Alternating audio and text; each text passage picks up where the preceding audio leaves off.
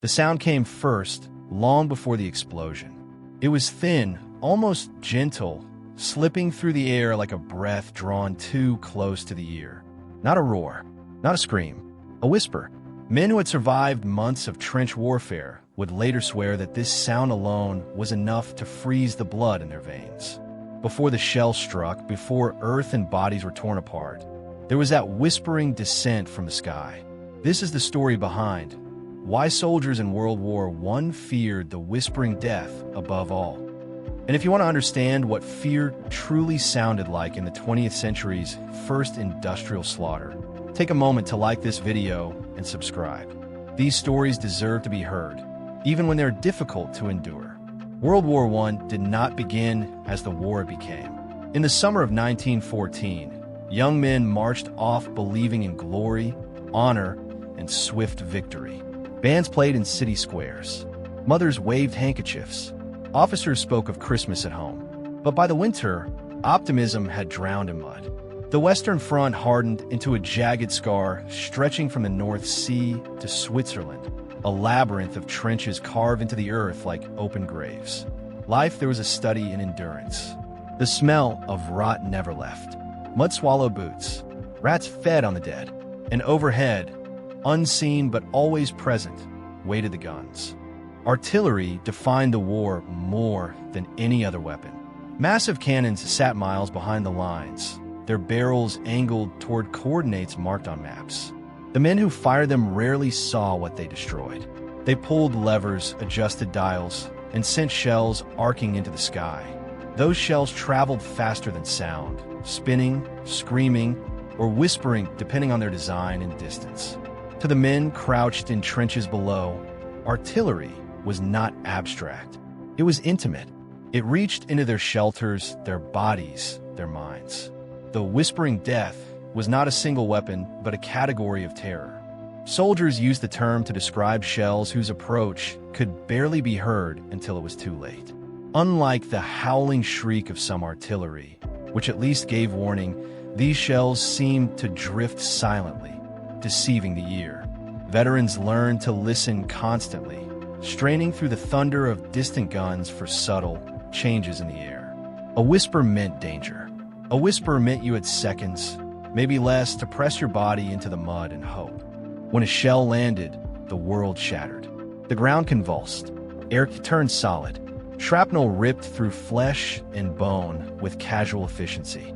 Men were dismembered, buried alive, or simply erased, leaving behind fragments that comrades struggled to recognize. The smell afterward was unmistakable. Explosive residue churned earth, blood, and something metallic that clung to the throat. Silence followed, heavy and unreal, broken only by screams or the soft moans of the wounded. Fear in the trenches was constant, but the whispering death introduced a particular kind of dread. It was the fear of anticipation without control. A rifleman could aim. A bayonet could be raised. But against artillery, there was nothing to fight. You waited. You listened. You endured. Soldiers spoke of feeling hunted by the sky itself, as if the air had turned hostile. Even sleep was no refuge. Men woke screaming, convinced they heard the whisper again, only to realize it was memory replaying itself. The suffering was not only physical. Prolonged exposure to shelling broke minds as surely as it broke bodies. The term shell shock entered the language, a crude attempt to describe what doctors barely understood.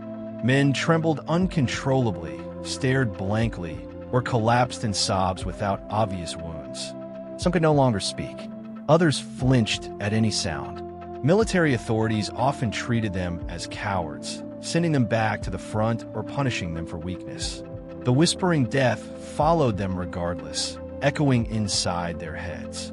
Weather made everything worse. Rain turned trenches into cesspools. Water pooled around corpses, bloating them, releasing sickly sweet odors. Gas masks hung constantly at the ready, another layer of claustrophobia. In these conditions, listening became harder. The whisper could be masked by wind or rain, making survival even more arbitrary. Men joked darkly about fate, about numbers coming up wrong, but laughter never fully disguised the terror. Letters home rarely told the truth. Soldiers spoke of boredom, of routine, of missing family. They could not describe the sound without terrifying those they loved. How do you explain a noise that steals your breath before it kills? How do you write about watching a friend vanish in a spray of dirt and blood, knowing the next whisper might have your name on it? Silence became a form of protection, both for those at home and for the men themselves. The technology behind a whispering death was the product of rapid industrial advancement. Shells were engineered for different effects: high explosive to obliterate, shrapnel to maim, gas to suffocate. Some were designed to detonate above ground, scattering metal fragments like a deadly rain. Others burrowed into the earth before exploding, collapsing dugouts and trapping men alive. Soldiers learned to recognize subtle differences in sound, trying to guess what kind of death was falling toward them. Often they guessed wrong. Personal tragedy unfolded daily. A soldier might survive months of bombardment only to be killed fetching water or lighting a cigarette. Officers who stood to encourage their men were cut down mid-sentence. Medics ran toward explosions, their red crosses offering no protection. Stretchers filled faster than they could be carried away. Field hospitals overflowed, the air thick with antiseptic and despair. Surgeons worked until their hands cramped, amputating shattered limbs, knowing many patients would not survive the night. Camaraderie became both shield and wound. Men relied on each other to stay sane, sharing jokes, food, and memories of home. When a whispering death took one of them, the loss was immediate and personal. Empty spaces appeared in the trench line, in conversations, in shared routines. Grief had no time to settle. Another shell would come, another whisper. The war did not pause for mourning. Beyond the trenches, entire landscapes were transformed. Forests were reduced to splintered stumps. Village vanished. Fields became cratered moonscapes where nothing grew. Civilians caught in artillery zones suffered immensely, though their stories were often overshadowed by those of soldiers. Homes collapsed without warning. Families fled under bombardment, carrying what they could, listening for the same whispers that haunted the front lines. War erased the boundary between combatant and bystander. As the years dragged on, fear hardened into resignation. Some soldiers claimed they no longer reacted to the whisper, that they had made peace with death. Others admitted privately that they were simply numb. The human nervous system can only endure so much terror before shutting down. Still, even the most hardened veteran felt a flicker of dread when the air shifted, when a sound did not belong. When the war finally ended in 1918, silence returned to the skies. Guns fell quiet. Men emerged from trenches blinking in the light, older than their years, carrying wounds that would never fully heal. But the whispering death did not disappear. It followed them home. Fireworks sent veterans diving for cover. Thunderstorms triggered panic. The sound had rewired their understanding of the world. Societies struggled to comprehend what these men had endured. Memorials listed names, but could not capture the sensory horror of artillery warfare. Politicians spoke of victory and sacrifice. Families welcomed survivors who could not explain why they woke screaming at night. The whisper lingered in collective memory, shaping attitudes toward future wars, even as lessons were imperfectly learned. Myths grew around the war, some romantic, others grim. The image of the stoic soldier enduring endless shellfire became a symbol of resilience. Yet beneath that image lay countless unspoken stories of fear, breakdown, and survival by chance. Historians continue to debate tactics and responsibility, but for the men who lived it, the experience was brutally simple. They listened, they waited, they hoped.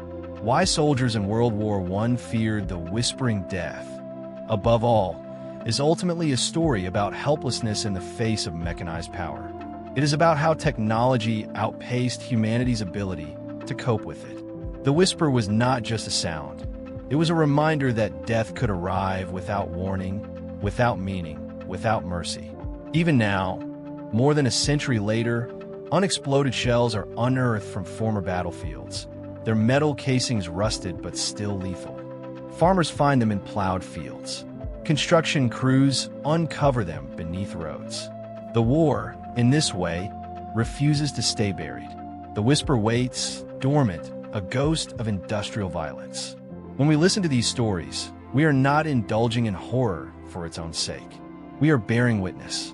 We are acknowledging the cost paid by those who stood beneath a sky that tried to kill them.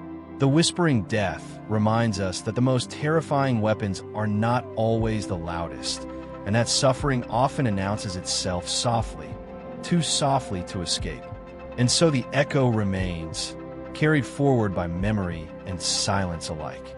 A thin sound in the air, a warning without comfort, a whisper that changed how an entire generation understood fear, mortality, and the fragile space between one heartbeat and the next.